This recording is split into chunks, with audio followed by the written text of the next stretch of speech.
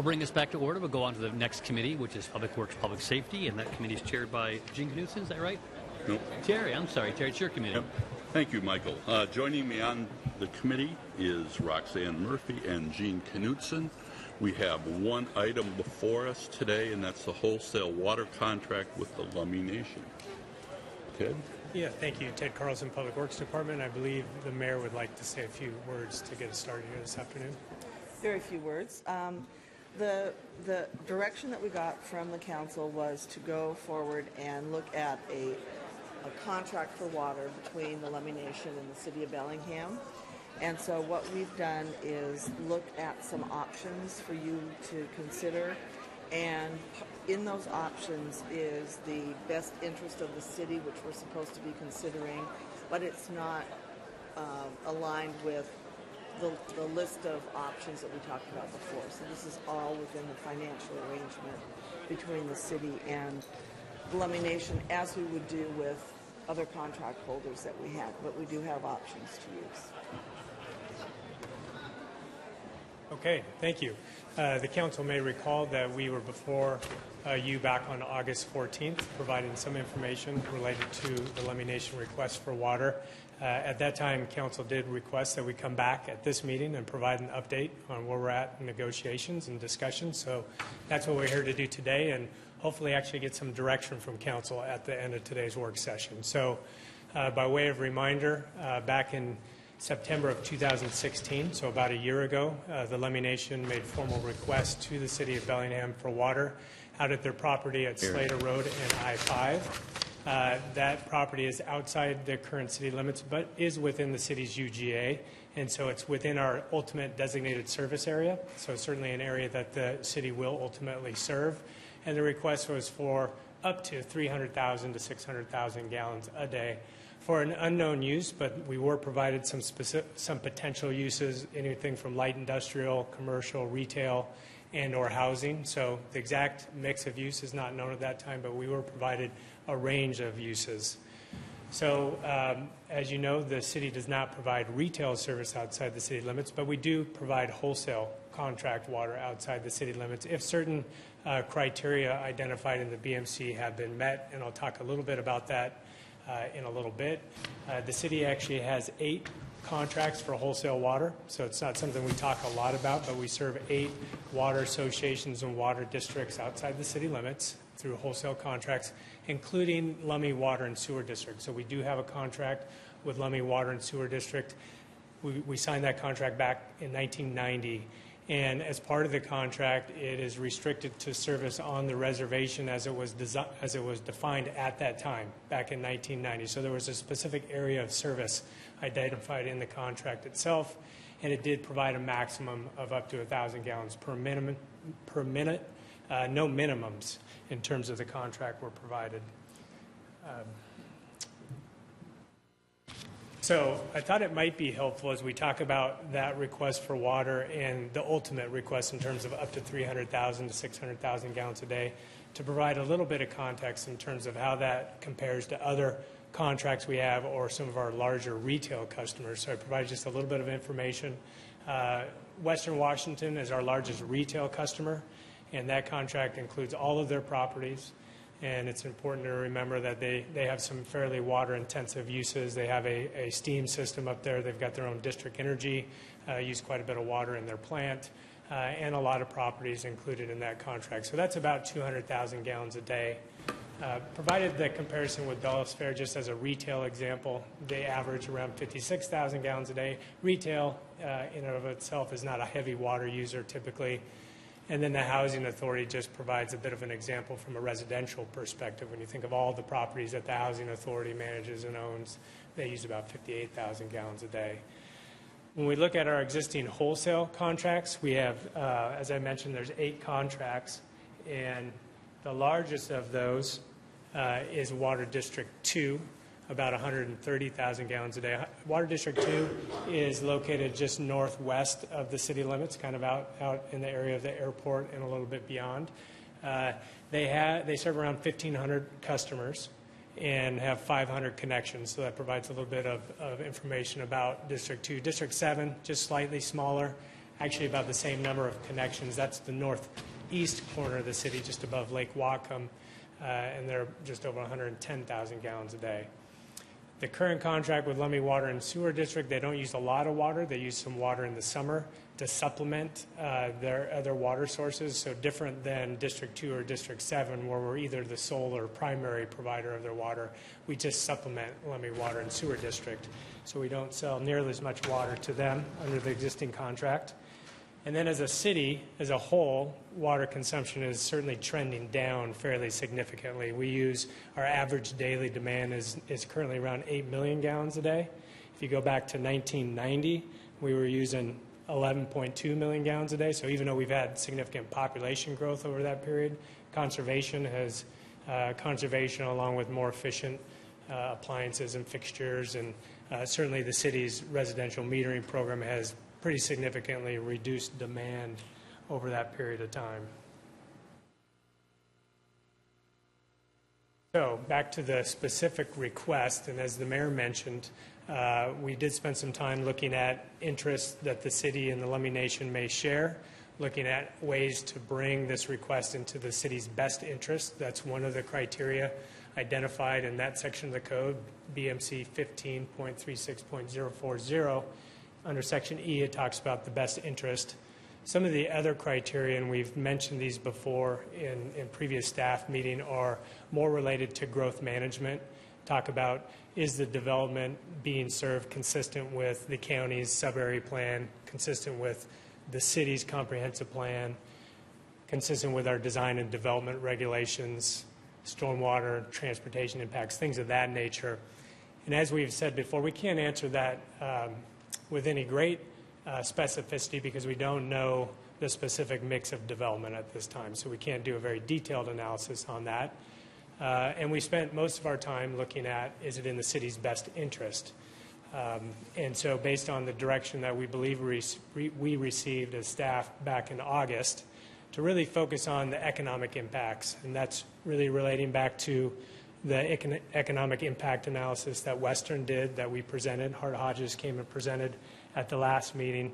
How do we look at those potential impacts at full build-out, at least based on Hart's presentation of somewhere between $300,000 to $1.6 million a year, and really looking at sales tax and B&O tax, things of that nature that could potentially not be coming to the city of Bellingham. So when we look at it as a water contract, it's helpful to know how the general fund, who receives the general fund is where the sales tax and the B&O revenue come to the city.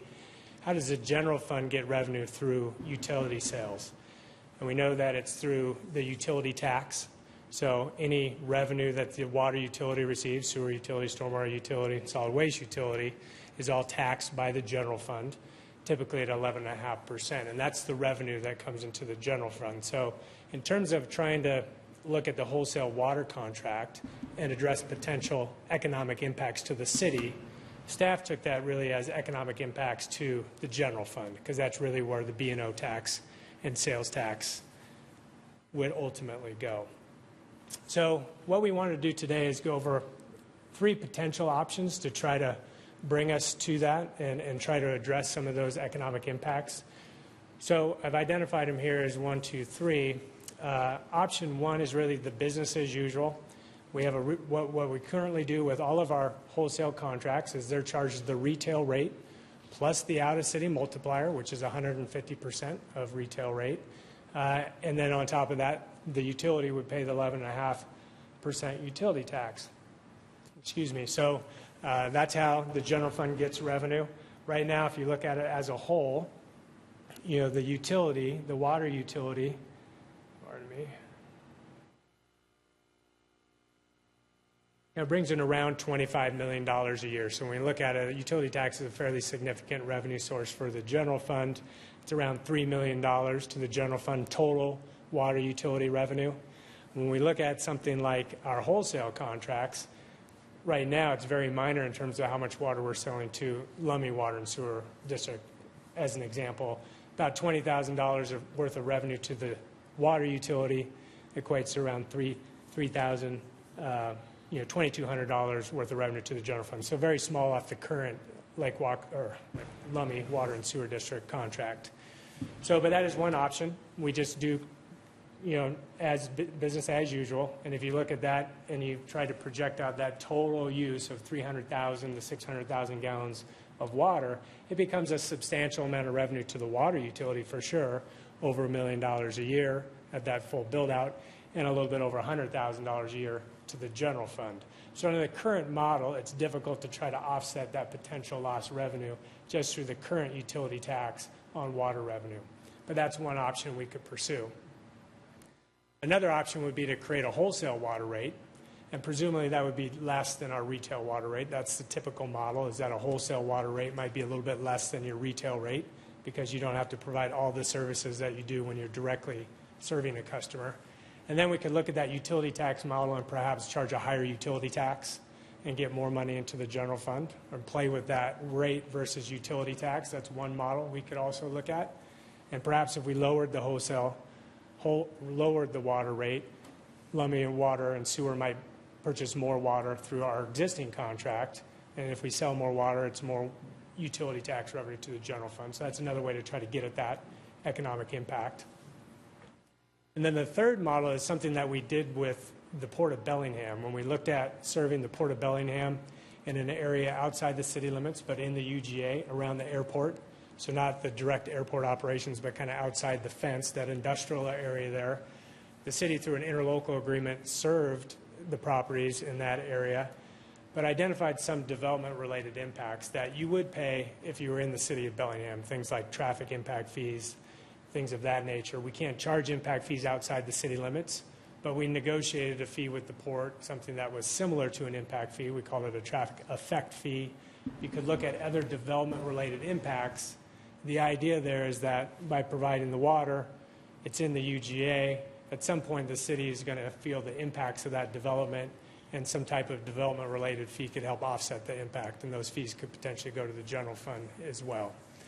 So that's kind of the third model, and we're looking at some way. It could be a blend of that. It could be something that we haven't thought of yet, but trying to find ways to continue the discussions on how do we serve that area in the UGA and have it be in the city's best interest.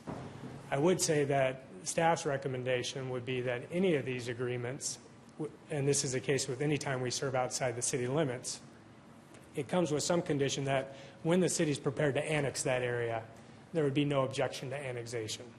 So that's certainly something that we've always done with wholesale contracts or retail service outside the city limits. It comes with some condition that you will not protest or object when the city is ready to annex that area. And under the current rate structure, taxation, as I understand it, and Amy or Peter can help me out on this, but under the way it works currently, trust land within the city, within the county, the local portion of the sales tax goes to the county. If the city were to annex the area, the local portion of the sales tax would then come to the city. I believe there's some lawsuits related to that right now, but that's the current law. So that's another way, just annex the area, would be another way to try to receive some of the revenue off of activity on the trust land. So just looking at potential options to try to bring back a contract to the council that would, we believe, would be in alignment with the BMC and be in the city's best interest.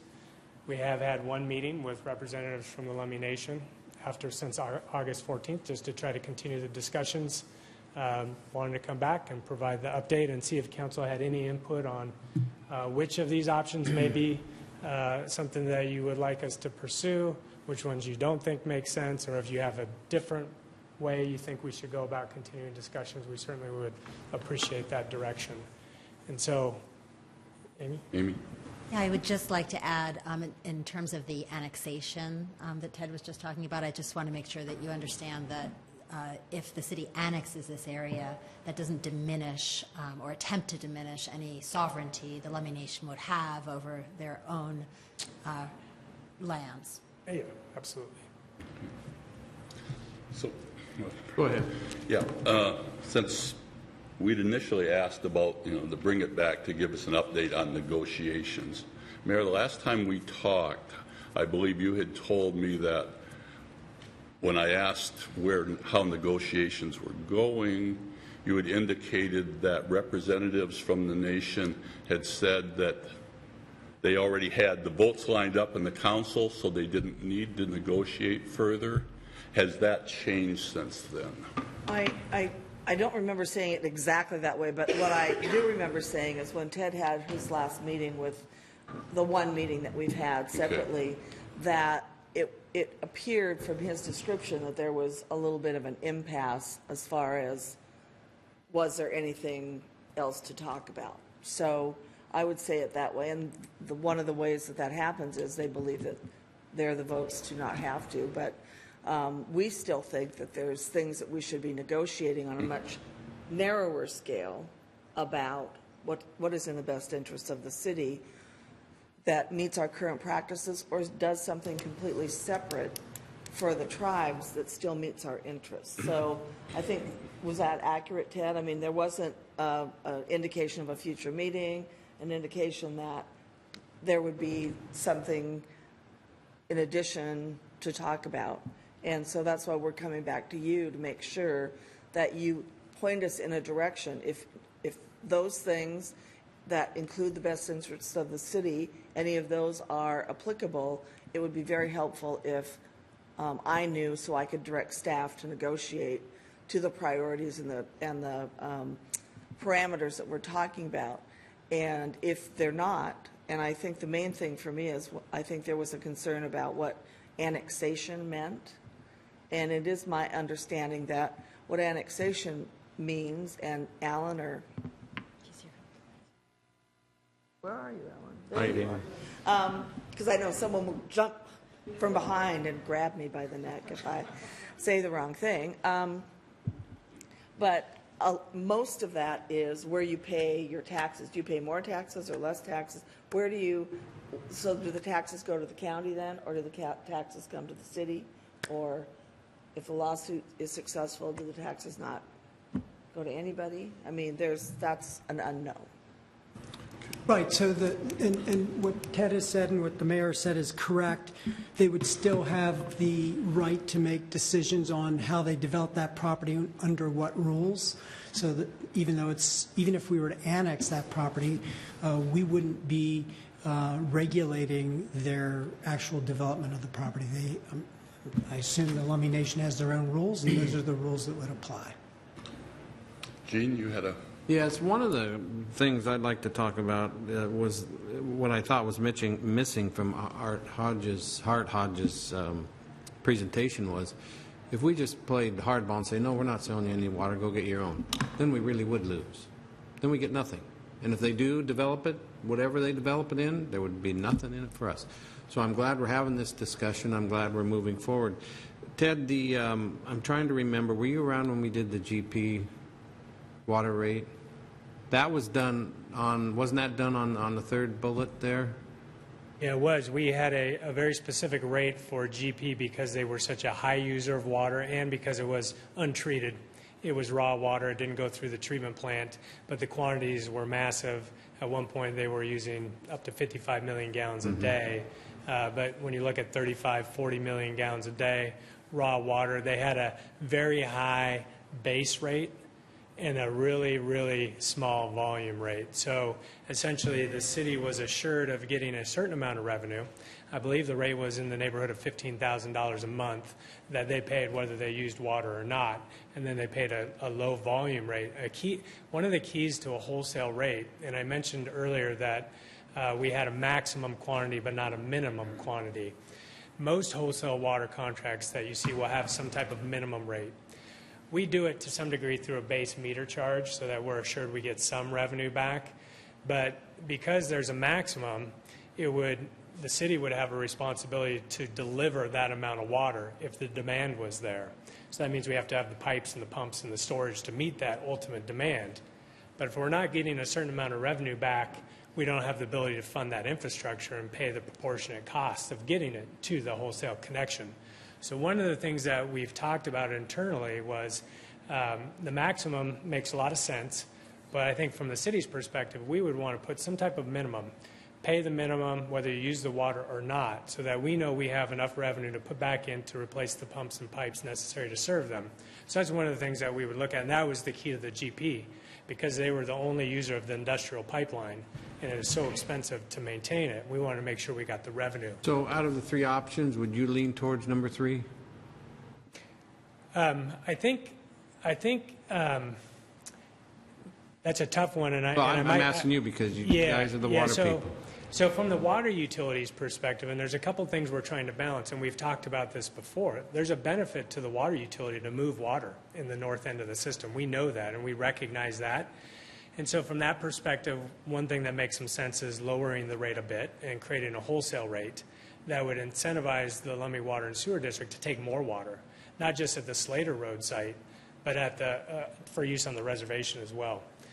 So that's intriguing from a water utilities perspective. I think the challenge comes from how do we try to bring more revenue into the general fund. And so number 3 is attractive in that regard because you're getting development-related fees like we do with the port. The challenge with that is that's not going to be something that the Lummi Nation are going to be real excited about, having us involved in development on trust land. And since we don't issue building permits, the county doesn't issue building permits, the very tracking of it would be a challenge. Maybe it's some combination of the 3. What we did when we met with representatives of the Lummi Nation was we did very similar to what we're doing here. We kind of threw up these 3 potential options as potential pathways forward to get an initial reaction. And just to clarify the mayor's comments a bit, there wasn't one of these that they said, yeah, we think that makes the most sense. And there was some concerns probably about all 3 of them. But we did leave the meeting, I think, with the intent of getting together again, getting some more information from Lummi Water and Sewer District in terms of what is their demand, what does it look like in terms of when would they maybe think there was a rate that made some sense to buy more water, those types of things. So, you know, of the 3, and I don't know if my colleagues or the mayor have anything to add to that, I think there's benefits to all 3. Mayor? I think that the only thing I'd have to add is I think that we need to know where the council would like us to be. Do you want us to consider that economic impact of the development out there or not? Do you want us to figure out something that would be mutually agreeable to the tribes, which is what we were trying to do by presenting alternatives to see if there was one that was closer than another, or is there another option where best interest of the city doesn't necessarily figure in if we're just serving water and we're not worrying about what is in the best interest of the city? Roxanne? Just to add on to what Jean said, not only would the city lose, the Lummi Nation would lose, and our environment would lose if we said no. The Lummi Nation would then need to create more infrastructure, and that would do more harm to our environment if they went with another water resource, and it would just simply cost them more money. And haven't tribes incurred enough damage as they've been trying to develop and trying to grow, and as we've been trying to improve our culture over time? That's why I'm hopeful that we can make this just a simple contract. I want this to be something that's straightforward. I want this to be things that they can rely on, that they can count on, numbers that they can live with, so that they can get their development. I think they're willing to give us even more than the cost of what we want to get out of them. So I hope we can be fair also in how we treat the Lummi Nation in terms of, I like the business as usual approach because that's what we're doing with the other contracts. As far as getting money because of economic development, I just want our city to be a competitor. And the way we compete is we have better zoning, we have better incentives, we have better economic development outreach. We create an environment that shows that we want to develop in our areas. So that way the tide can rise collectively. I fundamentally believe that whatever development is going to come out of this area will give people more reasons to get off the highway and experience our region and also our city. So I just want it to be simple. I'm not interested in, at this point, traffic or economic effect fees. And I just hope it can be straightforward and reliable. And I, for one, would not want us to say no to doing it. But I do feel we have a fiduciary responsibility to the citizens of Bellingham that we work towards a mutual benefits for the tribe and for the city. You know, that's our first responsibility has to be for that's what we were elected for. And that's our basic fiduciary responsibility. I do feel we should be working to try to find a mutual solution that benefits both. Not that we say no to doing this, but that we continue, that the administration continues to work with the tribe to come up with a negotiated contract that does work for the benefits of both. And I think that's a very doable thing. Michael. Thank you for letting me contribute. I'm not on the committee. So of those options up there, I think there are problems that you kind of pointed to with regard to levying traffic or economic effects, because if we are going to truly recognize that they will have sovereignty over the development, then we don't want to get involved in what, tracking or overseeing or creative incentives or disincentives on their development. I also kind of disagree with the business as usual, in part because my understanding of why we levy the multiplier, usually the multiplier is levied as in a way of discouraging or encouraging people to annex. It's kind of a pre-annexation tool. And I'm not so sure that, I don't know, I haven't thought about whether or not we really want to use this as a pre-annexation tool, and if they do annex, well then what happens to the rate? And frankly, I had not quite understood the annexation issue. Again, even if we annex, they still have total control of the development particulars, so what is left? Is the only thing left that one little component of the local sales tax? Is that going to be an issue in levying that? What does annexation mean? It's like annexation light, because most of the components of annexation wouldn't apply. The very few that would, is it just that local component of the sales tax and not the state component? Yeah, Peter Raffato, City Attorney's Office. So the law still recognizes, although there's pending litigation challenging this, that sales tax, for the most part with some exceptions, would still be paid even though it's trust land. The question is, does it go, the local portion, does it go to the county or does it go to the city? And one of the ways that I think we've thought about this before is, to the extent this property is within the city's UGA, it represents not only a planning area, although it no longer because it's in trust, but at least at one time it represented a potential tax revenue, sales tax revenue, which when you annex with other areas, again, you're kind of offsetting the higher cost annexation areas versus the areas that actually can produce some revenue. So to the extent this represents what otherwise would have been a revenue generating area, that could make sense in terms of annexation by the city, acknowledging that it may not be that way into the future if that lawsuit is successful and that local sales tax goes away. So what I guess I'm sensing is that the whole using the multiplier as an annexation incentive and whether or not we want to annex, that raises a bunch of complications that maybe we don't want to entangle ourselves in, which is why I'm kind of looking more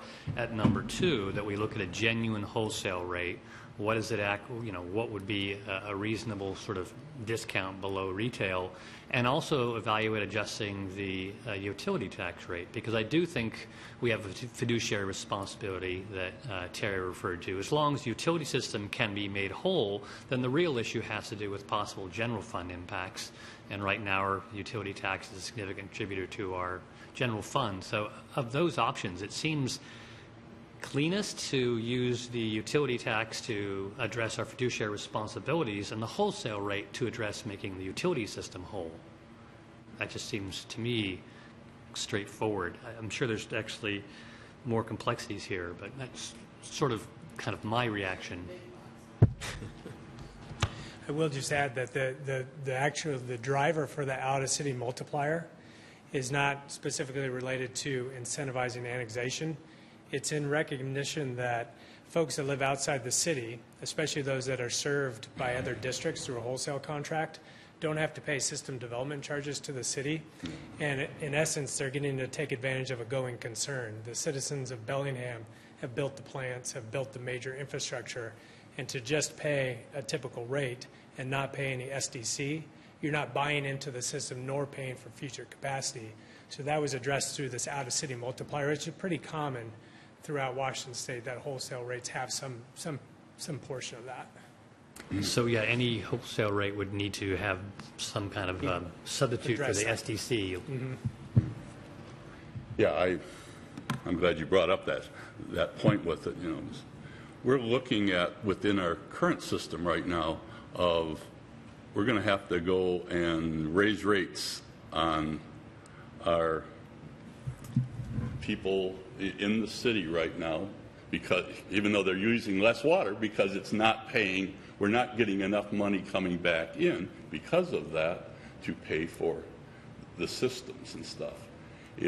And I think while we're negotiating this, that we have to make sure that this is covering all of those kinds of costs and other things, as we're putting a greater burden on the citizens of Bellingham within the water systems, that it's not perceived that we're giving any special deals. So we got to make sure that we're covering those costs and look at, so it is mutually beneficial. And to say of not putting that multiplier when we're doing it on all other systems, that doesn't make a whole lot of sense to me, because we have to be able to cover those costs.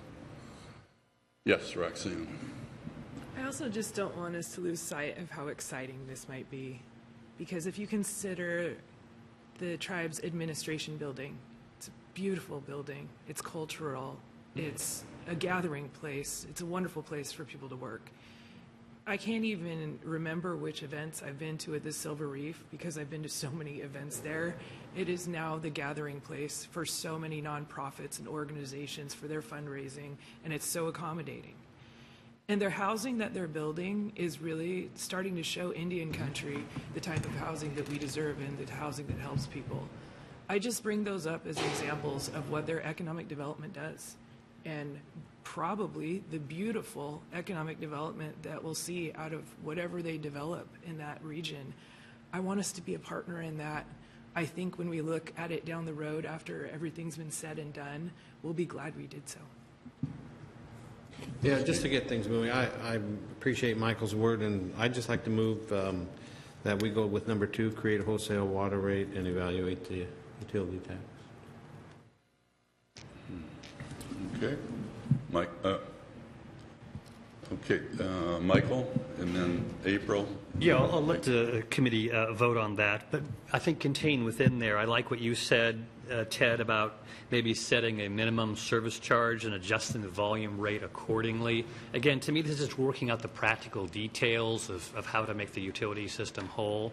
I think that's just a useful standard way that we've dealt with how to adjust to whatever impacts there are on the utility system. And I hope the tribe would, pay their fair share, and that's all we should ask.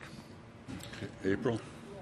I want to acknowledge, thank you for acknowledging me. I'm not on this committee, and so I don't think to get to make a decision. I would suggest that maybe 1 and 2 be considered, because the tribe might feel like business as usual is the best. Maybe even staff gets to that point if you're not able to negotiate more of number 2, so you might want to leave a little bit more opening.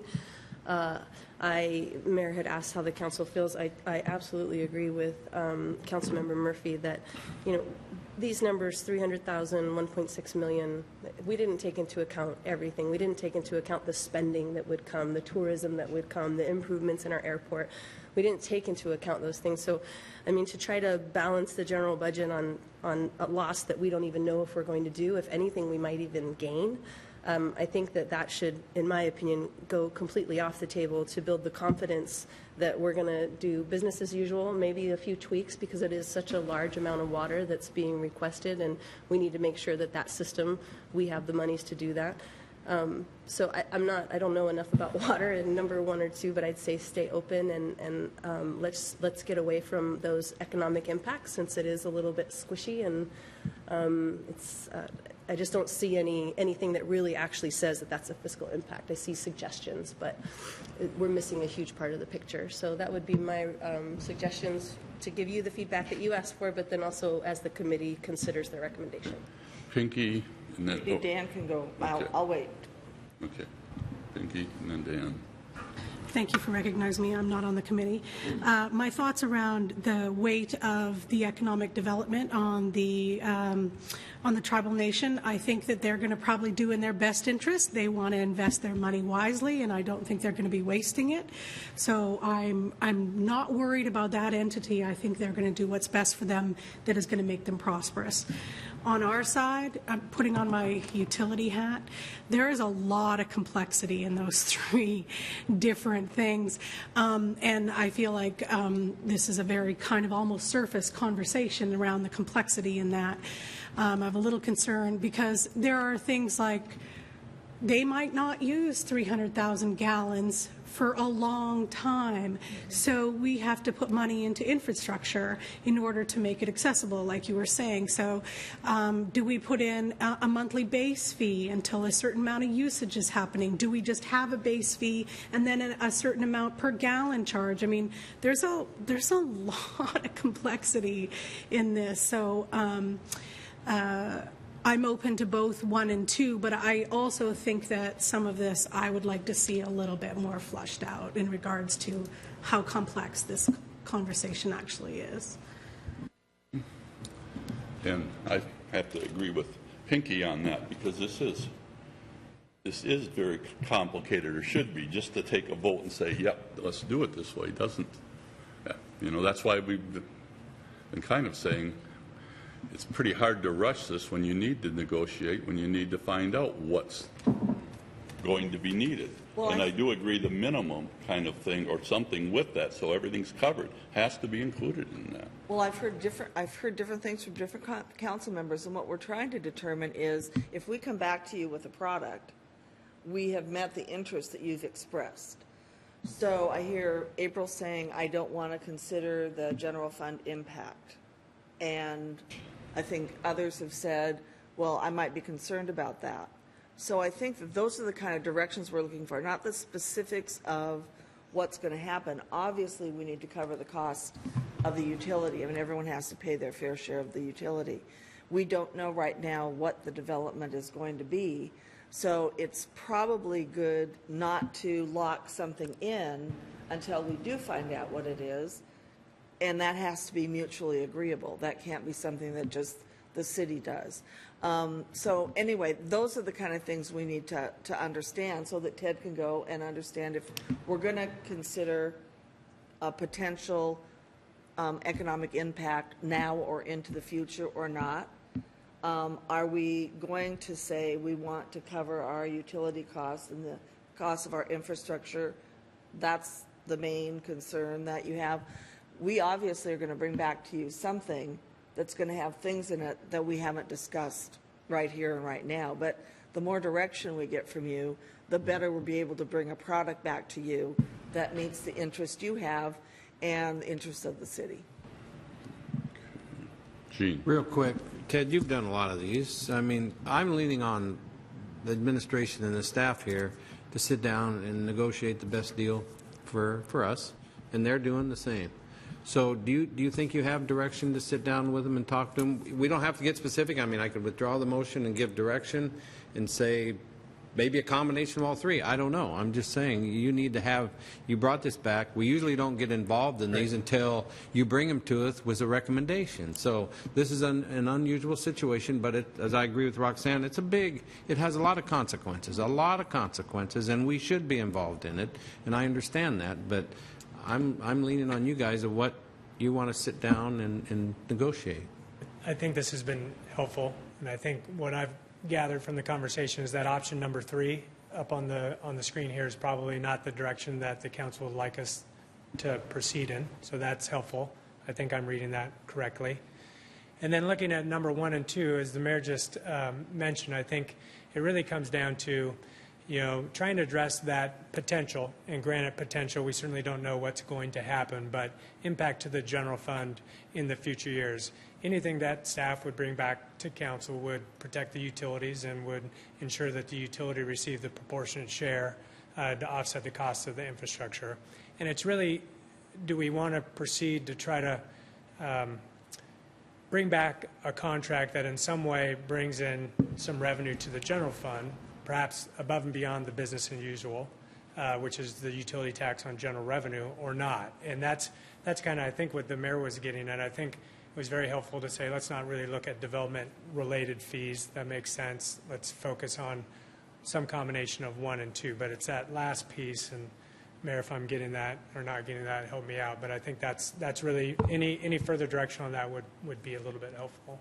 And I think the further direction that I'd ask for is, if not now, do you want to make sure that if we end up and the best scenario happens and we're benefiting and it's great and we've met our COB mandates, that everything's great, but if it has a very negative effect, do you want to leave it open that there is something that we go back and negotiate with them down the road if it doesn't turn out the way that Roxanne's described or April's described? We all think it could be great for the Lummi Nation. I agree with that.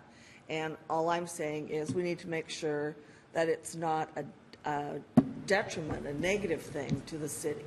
So it's not necessarily that we don't want it to benefit the nation, because we do. We just want to make sure it also benefits the city, which I feel like a broken record, but I was elected mayor of Bellingham, and while I have a very large view of the world, having represented North County, et cetera, and the Lummi Nation before, I also know that right now I need to make sure that we're on a level playing field, and that's all I'm trying to do. I think, one, in terms of the effect on the general fund, we have to pay attention to whether it has an effect on the general fund. We look at that with all of our other dealings with water rates, with other municipalities, as you know, that's why we have the surtax, and we look at that, and we have that. Quite frankly, I think that's not a bad idea in terms of negotiation of if things, since we don't know what's going to happen, what the development's looking at, because people haven't really talked about what's happening, that there is a way to, is there a way to go in with a certain base rate going in and looking at effects down the road so that we can re-enter into it. A good discussion, hopefully, for you guys to have. Well, it's a discussion that I hope administration can have with the Lummi leaders. Because I think that they would be completely fair about that, because they would recognize if things weren't going the way that they were planned and would be willing to negotiate and coordinate some good arrangements for that. So I hope that can be a part of the negotiations. I think I'm thinking that that will be. We would propose language and we would negotiate that language with them. Michael and then Dan. Yeah, well, let me just say that I not only respect but admire a lot of the economic development activities that the Lummi Nation has been involved in. They've taken some bold and successful moves, so great for them. I guess I want to speak to 1 and 2 again. One of my problems with number 1 is those are formulas and numbers that were picked for other reasons and in other conditions. And what number 2 is it allows us to consider what other formulas might be better both for us and for the Lummi. My guess is number 1 may not work out well either us or for the Lummi. That the multiplier may be kind of strangely high and the utility tax number not correct, and that I do think we need to. I just see number 2 as having the flexibility to act for both of the negotiating parties to come to a formula which suits these particular conditions. And maybe that ultimate formula will be pretty darn close to 1, but it needn't be identical to 1. I just think there's no reason to think that 1 will turn out to be exactly right, and we should leave open the possibility there's a different formula is a better fit. Well, and I think, Ted, obviously, that's what the Public Works was considering. Is there isn't necessarily right now an exact fit for this situation, and I think it's helpful to eliminate 3. And I think then we'll bring back something to you, and if you think we missed the mark, then that's when you tell us, this is not where we want you to go with the nation. We want you to do something different. I'll as you stick did with my before. motion then, number 2. You want to stick with your motion Yes. or withdraw it and No, I'm allow them to negotiate? Stick with number 2, and, well, they're going to negotiate anyway. I mean, if you come up with, you need direction from us, we need to send you to do something, so if we don't make a motion and vote on something, then there's nothing, so I'll stick with number 2. Okay. I'm probably not going to vote for it because I would like to give staff the flexibility to negotiate between and try to craft something that might be within 1 and 2. Well, make a friendly amendment, I can go along with that, that's fine. Yeah, I will make that Okay. amendment then. Yeah. sounds good. Okay. Okay. So we have and so there's a friendly amendment out there that needs, no, you're accepting that as part of your motion. Okay. Dan, you, Yeah, I'd like to I'm thank sorry. Sure, no I almost worries. forgot. I want to thank the chair for recognizing me. I'm not on this committee. My question is related to the potential increase with Lemmy Water and Sewer based on a different wholesale rate. I just want to understand what that looks like. The use now is really minimal. What's the service capacity out there that could be provided? Yeah, that's a good question. I think that's what we've requested some information from the district, the Lemmy Water and Sewer District, on, their demand, what they might need in the future in terms of seasonal demand to supplement their supply, which is a well system. The thought behind that is that one of the council members mentioned that the build out at the Slater Road site may take some time. So we look at these big ultimate numbers of 300,000 to 600,000 gallons, but that's over many, many years. Hopefully, if they're successful, ultimately they have that kind of demand. But in the meantime, perhaps we can structure an arrangement that would make it attractive to Lemmy Water and Sewer District to take more of our water year-round for the reservation, to serve the reservation. We would amend the contract to include the Slater Road site too. But that would allow us to move more water in that area. Perhaps it's a rate that's attractive enough to them to buy more water than they currently do. And then we can lower the rate and add a utility tax to it that brings more money into the general fund. What we don't know is what their ultimate demand is. I don't have that information. I know what we sell to Lemmy Water and Sewer District, but I don't know what the potential might be there. So their manager was going to get us some information, and that would be part of the information we considered at our next discussion. So I'll have more information then. Okay. Can I get Amy? Amy first. I don't know. You're the Yeah, I chair. just want to see if you've got a relevant something. Yeah, I just wanted to say that in terms of the motion and the friendly amendment, what the direction I think staff is hearing is that the number 2 option, which is creating a wholesale rate, which would typically be lower than this 150% that we would business as usual number 1 charge. What happens, and what I think you're seeking, is for us to look at how low does the wholesale rate go, and therefore higher on the utility tax rate, so lower to the water fund, higher to the general fund, or if you use business as usual, higher to the water service and lower to the utility, so lower to utility tax, so lower to the general fund. So I think what you're asking us is to go out, negotiate with the Lemmy Nation about which one of those, somewhere in that spectrum, works for both parties, and to not focus on number 3. Okay. And I think that's what we're hearing as direction. I just wanted to clarify in terms of the motion. You put me in a bathtub here, you're going like this, I'm getting kind of... For the minutes, we need to record what the motion is, Yes. so if we could restate it. Right. So if I understand it correctly myself, as I just made a friendly amendment with it, is to direct staff to negotiate with the Lemmy Nation a water contract that takes into effect either business as usual, the retail rate plus out of the city multiplier, or create wholesale rates and evaluate the utility tax percentage. You got that? She's That got it. She's got it. Is that it? Yeah, that's Okay, it. and if that makes sense to staff with that, it gives some flexibility for staff to move forward. Peter? Yeah, Peter Rafato, just a question. One thing I heard, I don't know if this is no longer as part of the friendly amendment, is to think about a contingency as to, in the future, depending on what that effect could be, but maybe that's no longer part of that's what I heard as part of the friendly amendment. Well, that was what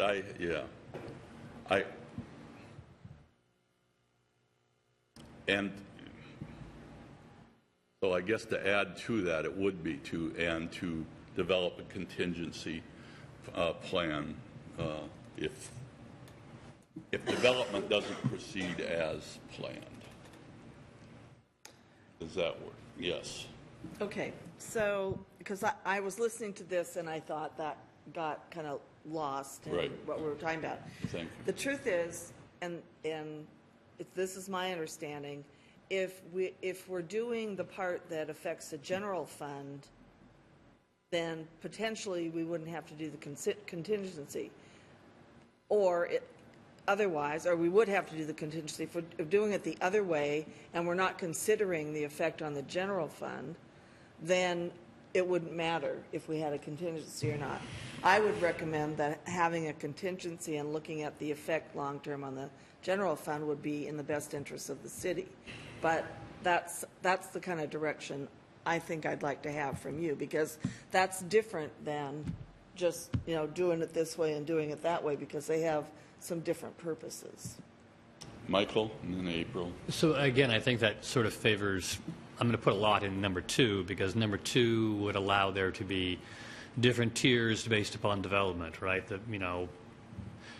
first development of the first 10 years may be different in the next 20 or 30 years, and business as usual, again, wasn't invented to apply to those sorts of situations. And we have no reason to penalize the Lummi if they don't develop along this course or that. We should just adjust based on what actually does happen, and that flexibility might be built in to a wholesale rate and a utilities tax structure, And Terry, without getting too complex, not micro adjustments, but just whole large-scale adjustments. if you're worried about the flexibility, I think staff could come up with something with number 2 that would give that flexibility, so that we're looking at both the general fund and the utility fund, but maybe different levels at different times depending on what happens. So I still think the motion you made would work for staff, because they're going to come back with a recommendation for you, and they're going to look at what they heard you say and put that into their recommendation. So I don't think you necessarily have to change your Okay,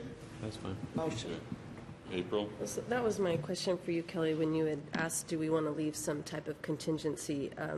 Is that because we're looking at contingency, like you're not using as much water as you thought, and now we need to do something like Michael talked about to not punish, but get to where it's going to make sense for the utility?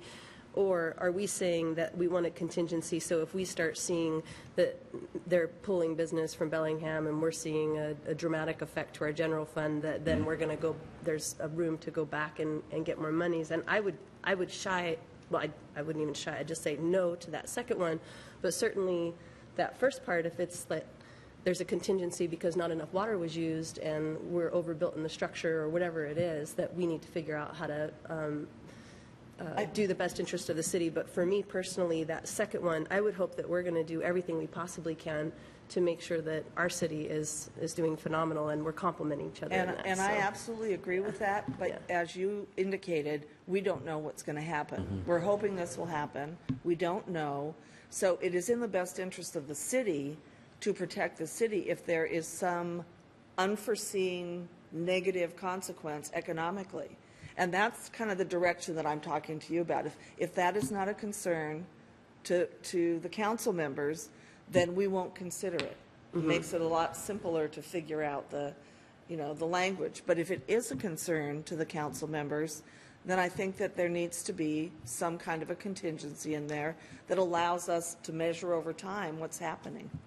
Yeah, I just. And that's fine. I'm not going to say I think this or I think that. With you guys need to discuss it without me. Roxanne? I'm just a listener. We also don't know what's going to happen with all of the contracts that we have. And that's why I always want us to revisit all of these things all of the time. And we're going to need to look at it that way. And so let's treat it all the same way in that I hope all of these areas will develop and all of the services will improve. More money will come back to this city and better partnerships for all of it. We can keep on revisiting this as it comes forward. We can ask for amendments to contracts. We can do all this work in collaboration. And I would just say, through my experience, what you initially negotiate should consider all possibilities, like you're saying, and not ignore this one or that one.